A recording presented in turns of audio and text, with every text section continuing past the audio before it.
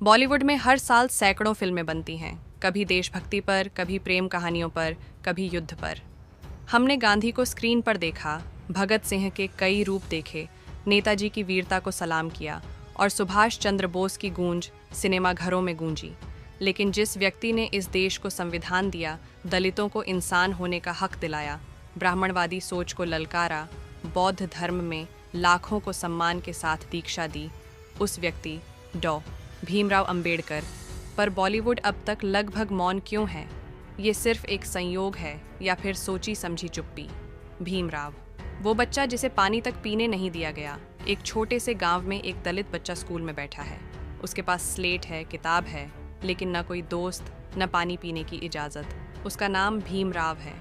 शिक्षा की भूख उसे अंदर से जला रही थी और समाज का जहर उसे बाहर से कुचल रहा था। उस मासूम ने तय कर लिया, मैं पढ़ूंगा और वो बनूंगा जो ये लोग कभी सोच भी नहीं सकते। अंबेडकर की कहानी एक क्रांति की कहानी है, एक ऐसी क्रांति जो कलम से लड़ी गई। लेकिन क्या इस संघर्ष को हमने पर्दे पर ठीक से दिखाया?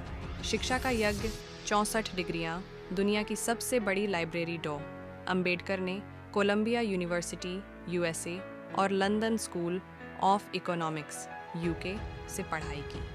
वो एकमात्र भारतीय थे जिन्होंने ब्रिटिश राज में इतनी उच्च शिक्षा ली और संविधान बनाने में मुख्य भूमिका निभाई।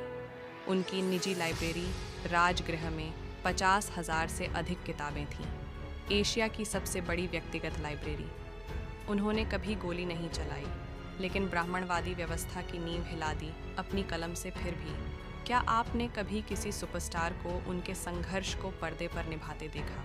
जब सिनेमा ने चुनिंदा नायकों को अपनाया, बॉलीवुड ने भगत सिंह पर 4 फिल्में बनाई, गांधी पर ऑस्कर जीतने वाली फिल्म बनी, नेताजी सुभाष पर वेब सीरीज आई, विवेकानंद पर भी फिल्म बनी। लेकिन अंबेडकर, 2000 में एक डॉक्यूमेंट्री टाइप फिल्म बनी थी, डॉक्टर बाबा साहेब अंबेडकर, जिसमें ममूटी ने अभिनय किया था। उसे थिएटर रिलीज नहीं मिला, न ही प्रमोशन, न ही कोई म्यूजिक एल्बम। क्यों? क्या एक दलित नायक को मेनस्ट्रीम बनाना जोखिम समझा जाता है, या फिर उन्हें दिखाना उस पवित्र ब्राह्मणवादी पर्दे पर अपवित्र माना जाता है? गानों में भी भीम गूंजते नहीं, भारत में देशभक्ति गानों की कोई कमी नहीं। ऐ मेरे वतन के लोगों, सुनो गौर से दुनिया वालों, वंदे मातरम, रंग दे बसंती। लेकिन भीमराव अंबेडकर पर एक भी लोकप्रिय बॉलीवुड गाना नहीं है, ना स्वतंत्रता दिवस के एल्बम में, ना सोशल रील्स में, ना देशभक्ति पर बने शो में। सवाल फिर वही, क्या अंबेडकर देशभक्ति की परिभाषा में नहीं आते?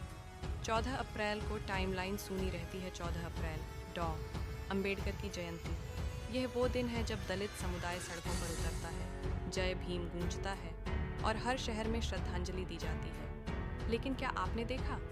कोई बड़ा एक्टर पोस्ट नहीं करता, कोई गायिका स्टोरी नहीं लगाती, ना बॉलीवुड निर्माता, ना कोई निर्देशक उन्हें याद करता है।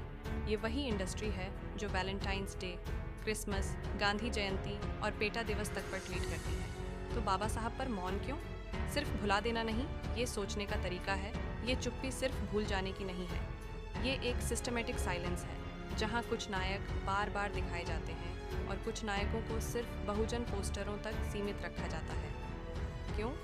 क्योंकि अंबेडकर ने सिर्फ आज़ादी की बात नहीं की, उन्होंने ब्राह्मणवाद, वर्ण व्यवस्था और जातिवादी सोच पर सीधा वार किया। और यही चीज़ बॉलीवुड के उच्च वर्णीय प्रभुत्व को असहज करती है। भीम पर्दे पर आएगा तब सवाल भी पूछे जाएंगे, अगर कभी कोई मेनस्ट्रीम फिल्म अंबेडकर पर बनती है, वो कैसे दिखाएंगे?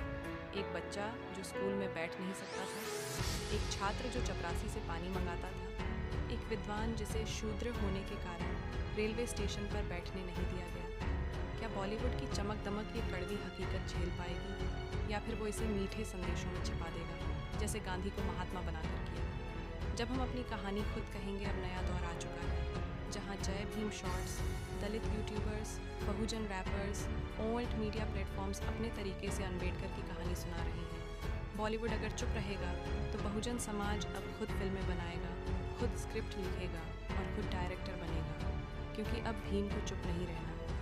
समापन, जब भीम बोलेगा तो पर्दा फट जाएगा। सिनेमा सिर्फ मनोरंजन नहीं होता, वो समाज का आईना होता है, और जब आईना असली भीम को दिखाने से डरता है तो उसे बदलना पड़ता है।